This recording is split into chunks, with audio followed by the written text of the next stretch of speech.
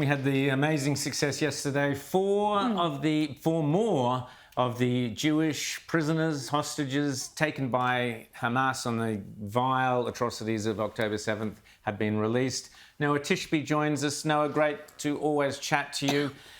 This is a fantastic, amazing day, but I have to ask, is the price worth it when we look at the vile characters that Israel has been agreed to release back into the Palestinian fold? Are we looking at just a future October 7th further down the track? So first of all, this is a wonderful day for the parents of the hostages and for the entire Jewish people in the world, a free world. Liri, Naama, Karina, they're back home. Daniela, they are back home. I met the mothers of these girls. I actually met them a few times. And last time I met them was in December in Israel, a few months ago, like last month. And I told them, I can't believe we're still here. I hugged them and I was like, I cannot believe it's almost a year and a half and we're still here and your daughters are still not home. So first and foremost, they have to be back home and I'm so glad that they are. Yep. Is it a bad deal?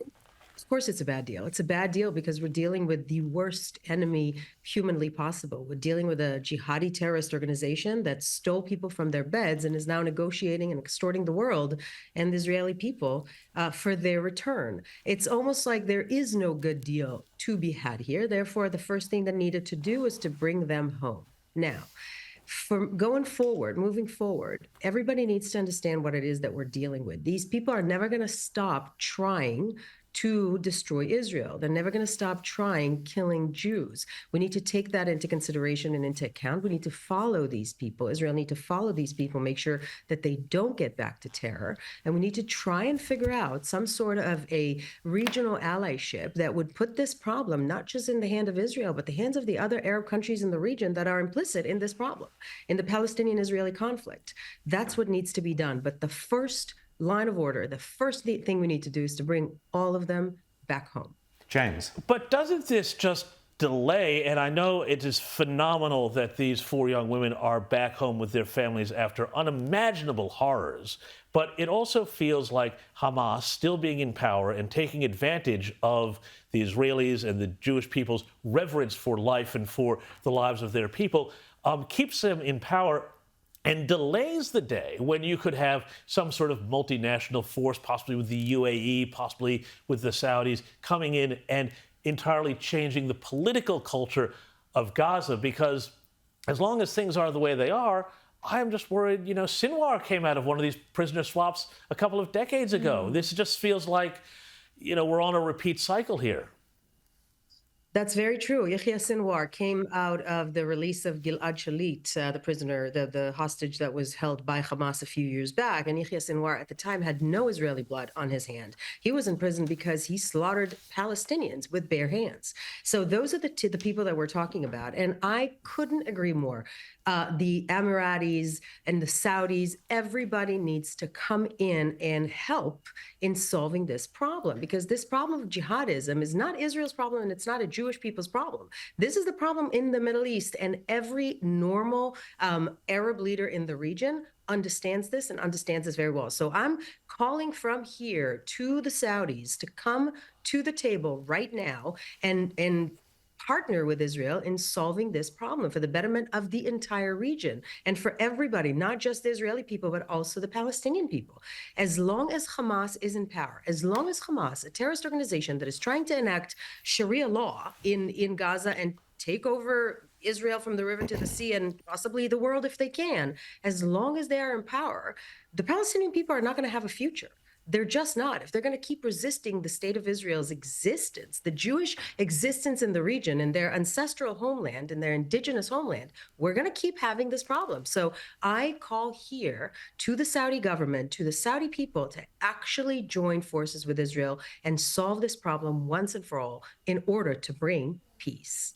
Noa, I know you're in LA, but you spend a lot of time in Israel, and I was there just before Christmas and shocked by just how aware the population there is about anti-Semitic incidents here in Australia.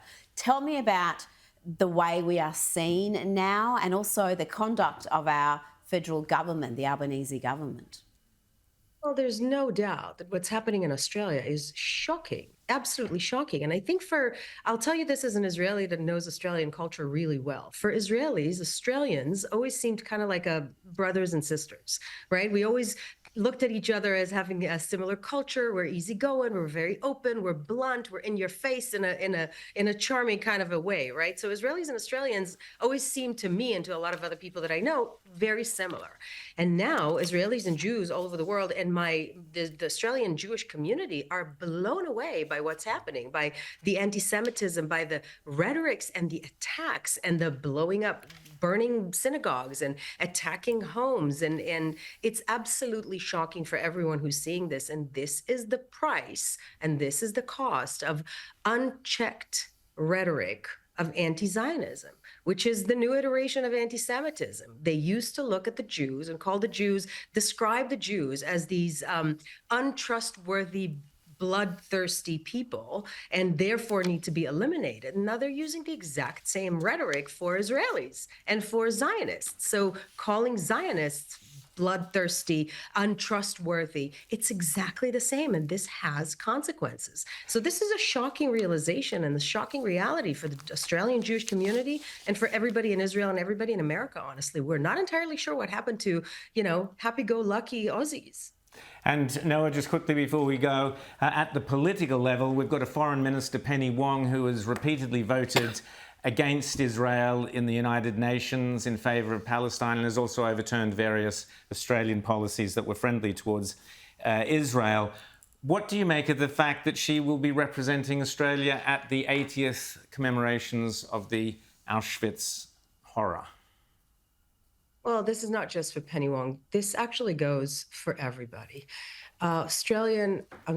Holocaust Remembrance Day on Monday is also the 80th liberation of Auschwitz. This would do the world really good to look at what real, intentional, and systematic genocide looks like.